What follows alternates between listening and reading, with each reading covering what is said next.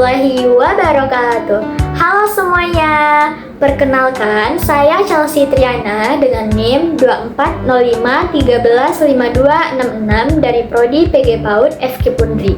Di sini saya akan menjelaskan materi mengenai komunikasi efektif dalam presentasi bagi mahasiswa untuk pemenuhan nilai pada mata kuliah komunikasi efektif. Selamat menyaksikan. Nah, jadi apa sih pengertian komunikasi efektif dalam presentasi? Komunikasi efektif dalam presentasi adalah kemampuan menyampaikan informasi, ide, atau gagasan secara jelas, terstruktur, dan mudah dipahami oleh audiens sehingga pesan yang disampaikan dapat diterima dengan baik sesuai tujuan. Kemudian, tujuan komunikasi efektif dalam presentasi ini apa? Yang pertama yaitu menyampaikan informasi dengan jelas agar mudah dipahami. Materi disampaikan dengan bahasa yang sederhana, terstruktur, dan tidak berbelit-belit sehingga audiens bisa langsung mengerti isi yang dijelaskan. Yang kedua, menarik perhatian audiens agar tetap fokus.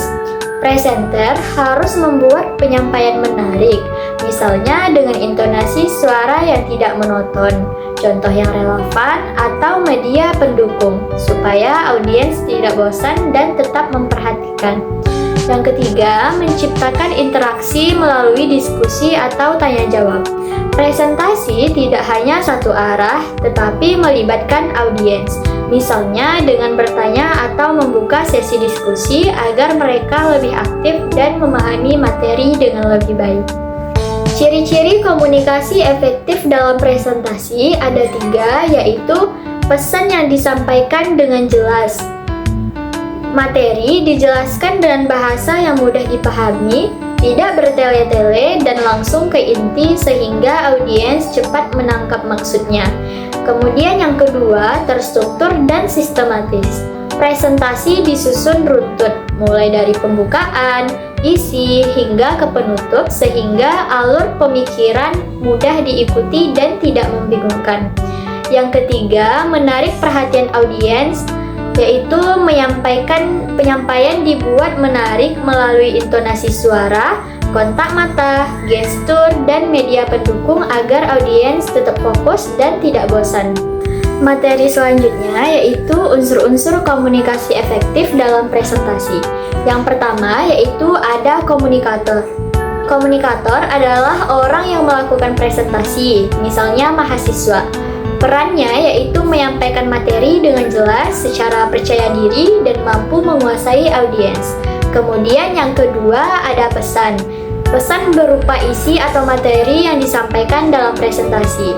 Cirinya jelas, singkat, relevan, dan mudah dipahami. Kemudian yang ketiga yaitu ada media, berupa alat bantu yang digunakan untuk menyampaikan pesan agar lebih menarik dan mudah dimengerti. Contoh medianya seperti PowerPoint, video, gambar, atau papan tulis. Materi selanjutnya yaitu teknik komunikasi efektif dalam presentasi. Yang pertama, gunakan bahasa sederhana, hindari penggunaan istilah yang terlalu rumit atau teknis tanpa penjelasan, agar pesan dapat diterima dengan jelas oleh semua pendengar.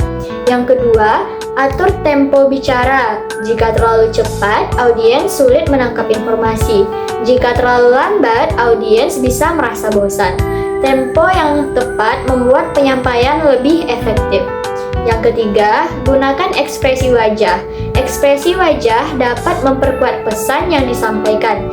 Misalnya, tersenyum saat menyapa audiens atau menunjukkan ekspresi serius saat menyampaikan hal penting. Selanjutnya, ada kesalahan yang sering terjadi. Yang pertama, terlalu cepat berbicara. Banyak presenter berbicara terlalu cepat karena gugup. Hal ini membuat audiens kesulitan memahami isi presentasi dan informasi menjadi tidak tersampaikan dengan baik. Yang kedua, kurangnya percaya diri. Rasa tidak percaya diri dapat terlihat dari suara yang pelan, gerakan yang kaku, atau menghindari kontak mata. Hal ini dapat mengurangi kepercayaan audiens terhadap materi yang disampaikan. Kesalahan yang ketiga yaitu slide terlalu penuh. Slide yang berisi terlalu banyak teks membuat audiens sulit fokus dan malas membaca. Slide yang baik seharusnya ringkas, jelas, dan hanya memuat poin-poin penting saja. Selanjutnya, contoh kasus. Seorang mahasiswa mempresentasikan materi dengan cara membaca slide, minim kontak mata, suaranya pelan, dan kurang percaya diri. Akibatnya, audiens tidak fokus dan presentasi dinilai kurang komunikatif. Sebaliknya, kelompok lain menyampaikan materi dengan bahasa yang sederhana, tidak bergantung pada slide, aktif berinteraksi, dan menjaga kontak mata, sehingga suasananya lebih hidup dan materinya lebih mudah dipahami. Kemudian, analisis singkat. Kasus ini menegaskan bahwa keberhasilan presentasi ditentukan oleh cara penyampaian, bukan hanya isi. Faktor kunci meliputi penguasaan materi, penggunaan bahasa yang jelas, kontak mata, intonasi yang tegas, dan interaksi dengan audiens. Kegagalan biasanya terjadi karena terlalu bergantung pada teks, bukan membangun komunikasi. Sebagai kesimpulannya, komunikasi efektif dalam presentasi menentukan apakah audiens benar-benar memahami pesan yang disampaikan, bukan hanya isi materi, tapi juga cara menyampaikannya, seperti bahasa yang jelas, kontak mata, intonasi, dan interaksi. Jika semua itu berjalan baik, presentasi jadi lebih menarik, mudah dipahami, dan tujuan bisa tercapai. Sekian penjelasan dari saya. Terima kasih sudah menonton. Lebih dan kurangnya saya mohon maaf. Wabillahi taufiq wal hidayah. Wassalamualaikum warahmatullahi wabarakatuh. Bye-bye.